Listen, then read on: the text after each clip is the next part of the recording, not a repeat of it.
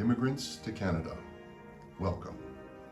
The only ice we have here is to skate on or put in your drinks. We do, however, have a stringent immigration process which must be followed to keep it fair for all involved. At the end of the process, you will be tested on your Canadianness. First of all, you must be able to put a toque on your head with one hand. You are also required to out-apologize another potential immigrant. This could take a long time, but is very necessary to becoming Canadian. Sorry. It is essential that you be able to tell the difference between a hockey stick and a curling broom. Even if Canadian is your second language, you must be able to say "a" fluently.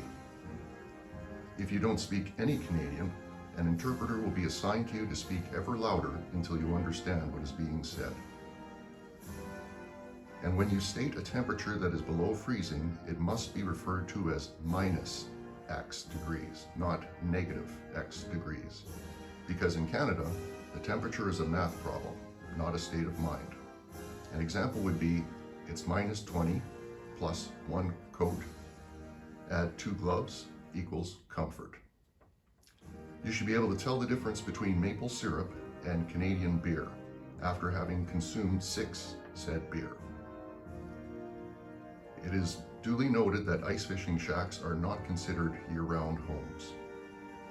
And if you have a religion other than hockey, that is acceptable, but it is encouraged that you learn Canada's official religion, particularly phrases like sick dangle, power play, and Gordie Howe hat trick, Gordie being the god of hockey.